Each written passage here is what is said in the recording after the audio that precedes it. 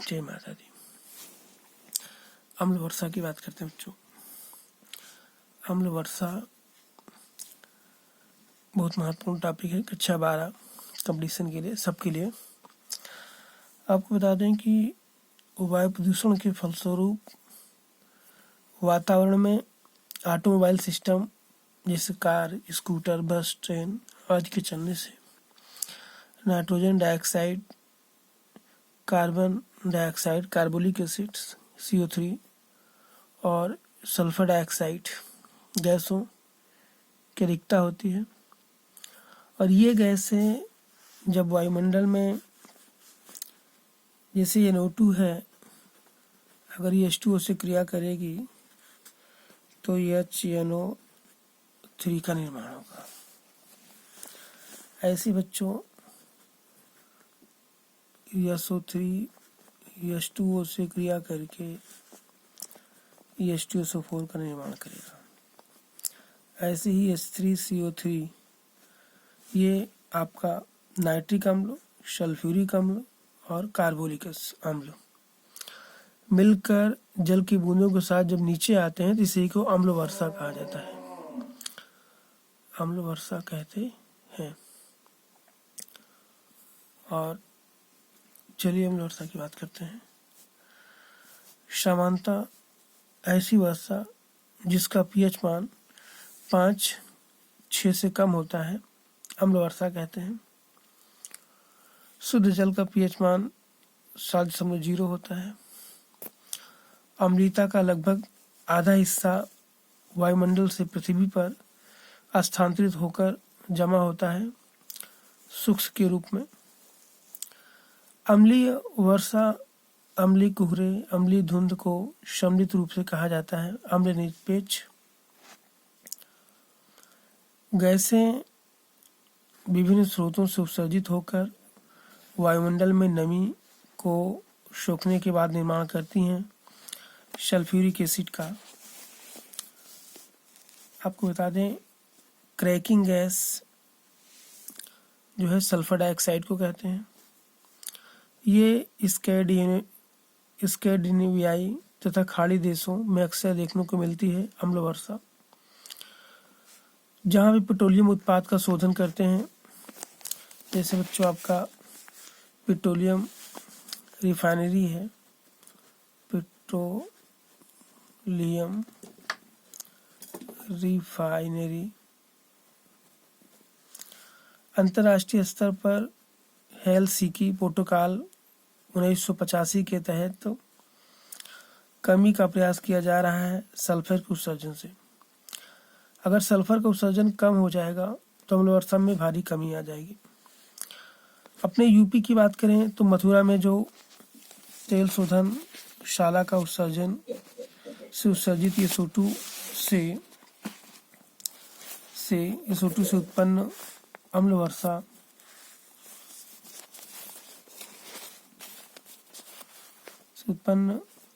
छत पहुंचा रही है ताजमहल के सौंदर्य को।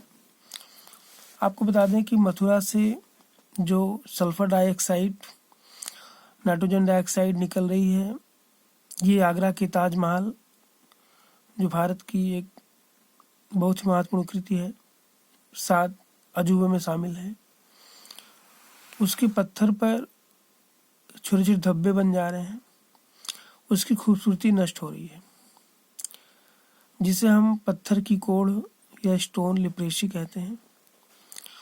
और ताजमहल पर अम्ल वर्षा से जनित हानिकारक प्रभाव को रोकने के लिए भारत सरकार द्वारा जोन विकसित किया गया है, जिसे ताज ट्रेपेजोनियम कहते हैं। और मथुरा रिफाइनरी की क्षमता घटा दी गई है और प्रयास किया जा रहा है कि ये रिफाइनरी को यहाँ से ट्रांसफ़र कर दिया जाए। सल्फर डाइऑक्साइड व नाइट्रोजन ऑक्साइड मुख्य कारक होते हैं अम्लीय वर्षा के निर्माण के लिए। आपको बता दें बच्चों अम्लीय वर्षा के स्रोत कौन हैं। तो जैसे आपको बता दें अम्लीय गैसों में आपका है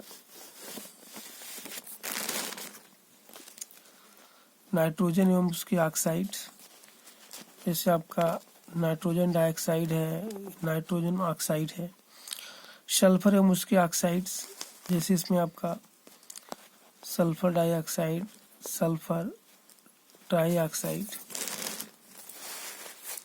और कार्बन डाइऑक्साइड है और कार्बोलिक एसिड है। इस तरह से आपके ये इसके स्रोत हैं जो अम्लीय स्रोत हैं। अम्ल तो जानते हैं हाइड्रोजन दाता यौगिक अम्ल कहलाते हैं। अब हम बात करते हैं आपसे प्राकृतिक स्रोतों की।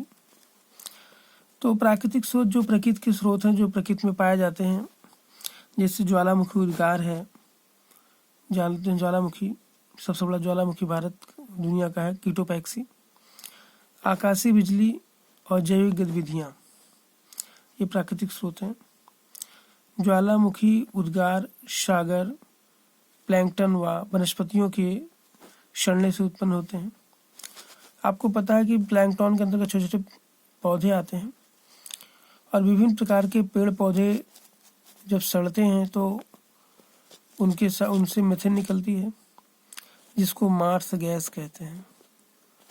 मार्स गैस कहा जाता है। और इसी मार्स गैस को बच्चों बता दें आपको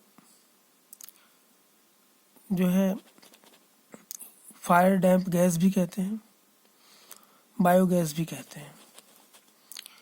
और श्वसन के फलस्वरूप भी कार्बन डाइऑक्साइड उत्पन्न होती है। अपघटन के फलस्वरूप भी सल्फर डाइऑक्साइड, सल्फर ट्राईऑक्साइड्स और ये सारी चीज़ें अपघटन के फलस्वरूप उत्पन्न होती हैं। अपघटन की क्रिया विभिन्न प्रकार के जीवाणुओं विषाणुओं द्वारा की जाती है और सागर में तमाम प्रकार की अशुद्धियाँ उपस्थित होती हैं। अगली बात करें जो प्रकृति का सबसे बड़ा दुश्मन है मानव। जानते हैं मानव द्वारा निर्माण की गई वस्तुएं आज प्रदूषण के कारण है। प्रदूषण वास्तविक रूप से सभ्यता की देन है। तेल के जो रिफाइनरी सेंटर हैं, कोयला है, गैस है, इन सब के दहन से और वागनाग्नि वन के जलने से जो गैसें उत्पन्न होती हैं, जैसे sulphur dioxide, sulphur trioxide, nitrogen oxide, NO2, ये सारी गैसें अम्ल वर्षा के स्रोत में हैं। कोयलों के जलने से आप जानते हैं कार्बन मोनोऑक्साइड निकलती है और कार्बन मोनोऑक्साइड हमारे हीमोग्लोबिन की अपेक्षा, यानी कि ब्लड में हीमोग्लोबिन जैसे ऑक्सीजन को जोड़ता है, तो हीमोग्लोबिन को कार्बन मोनोऑक्साइड 250 गुना ज़्यादा बाउंड करता है।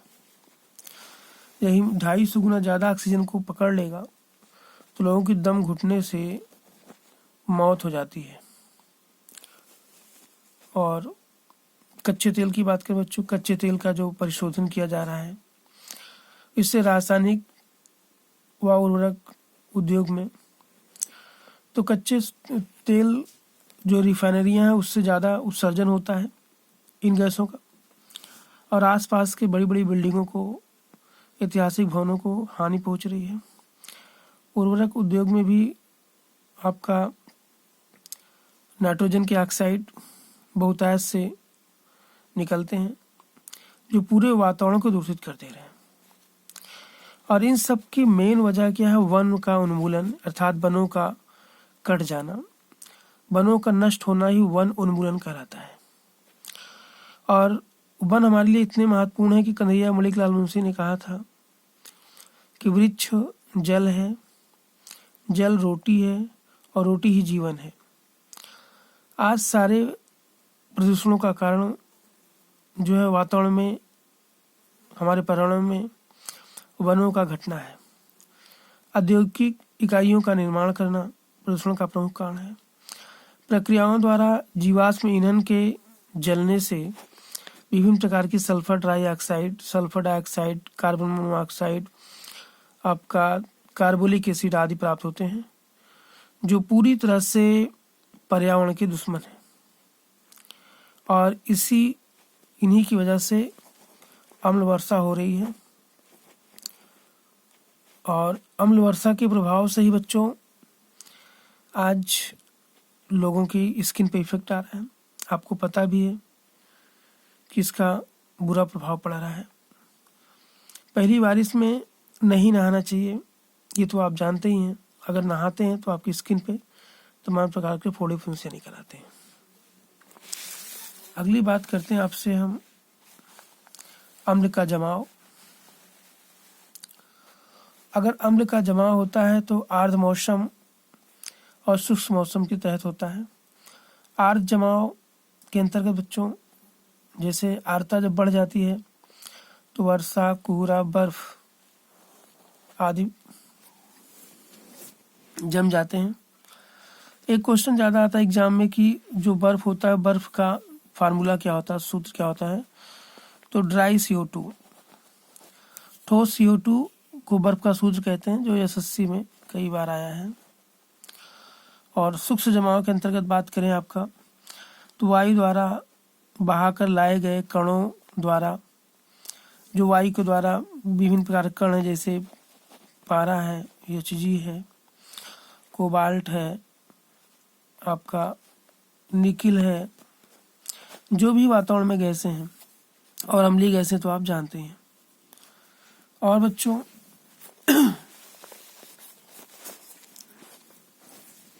बता दें कि जीवाश्म ईंधनों के जलने से नाइट्रोजन डाइऑक्साइड का उत्सर्जन होता है। ये भारी कण होते हैं, जैसे लेड वगैरह, लेड है, मरकरी है, ये तत्व जो है वर्षा के द्वारा शहर पर ये में पहुँचते हैं। और ऐतिहासिक भवनें, जैसे अगर हम बात करें दिल्ली की बात करें तो दिल्ली के ऐतिहासिक भवन, लाल किला, जामा मस्जिद और कुतुब मीनार आदि को अपघटित कर रहे हैं। और हमने बताया पत्थर की कोड़, जिसको लिप्रेसी कहते हैं या स्टोन लिप्रेसी कह सकते हैं, स्टोन लिप्रेसी, इस वजह से पूरे तरह से ये भवनों को हानि पहुंचा रहे हैं।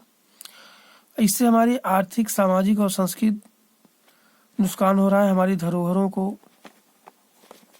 धरोहर का नष्ट होने से हमारे देश की संस्कृति नष्ट हो रही है और ये मनुष्य के लिए बहुत ही हानिकारक है। मनुष्य के नेत्रों पर इसका प्रभाव पड़ता है और गला संबंधित रोग इससे हो जाता है। आँखों की लोगों को रोशनी घट रही है। आपको पता है कि हर तीसरा आदमी आँख से रोग से इस समय पीड़ित है। और बच्चों बात करते हैं आपसे हल्के कण हैं, जो वायु जलवाष्प में घुलकर स्रोत से दूर अम्ल वर्षा करते हैं।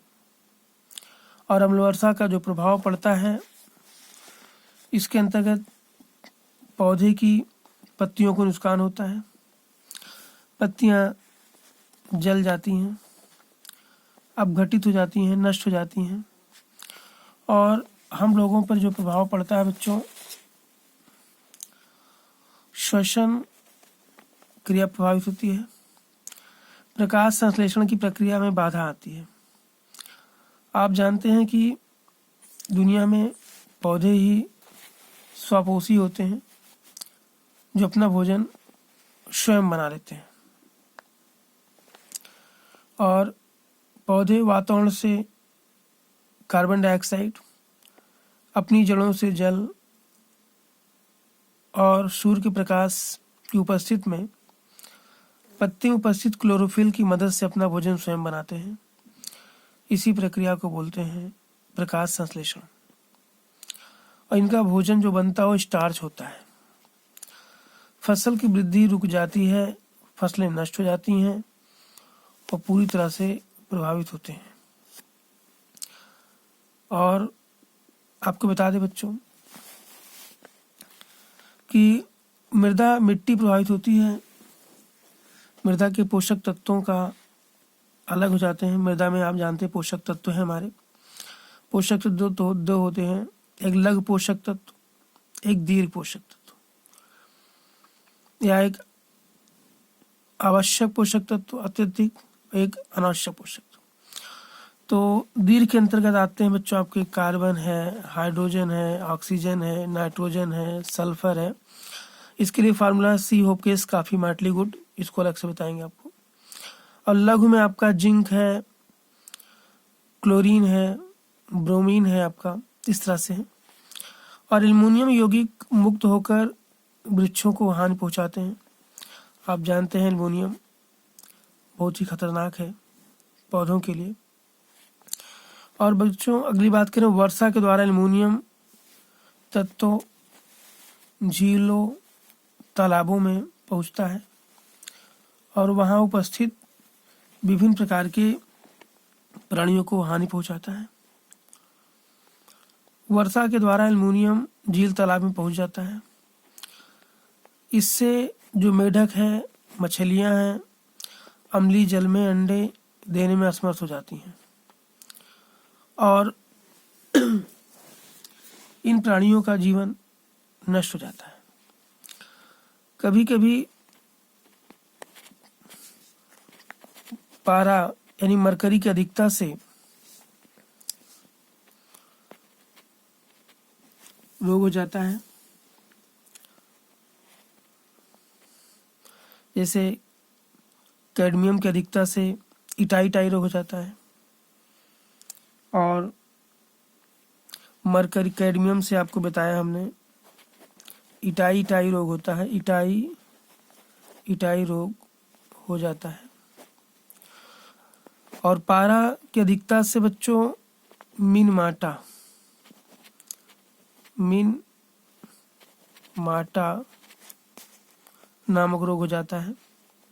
और ऐसे मछलियों को खाने से लोगों में स्किन संबंधित रोग होते हैं। तो इस तरह से बच्चों हमने आपसे बात किया अम्लीय वर्षा की, जो बहुत महत्वपूर्ण टॉपिक है, बायोलॉजी का टॉपिक है। ये कक्षा 12 हाई स्कूल और कंपटीशन में बहुत ही महत्वपूर्ण क्वेश्चन है। चलिए बच्चों बात करते थे। धन्यवाद।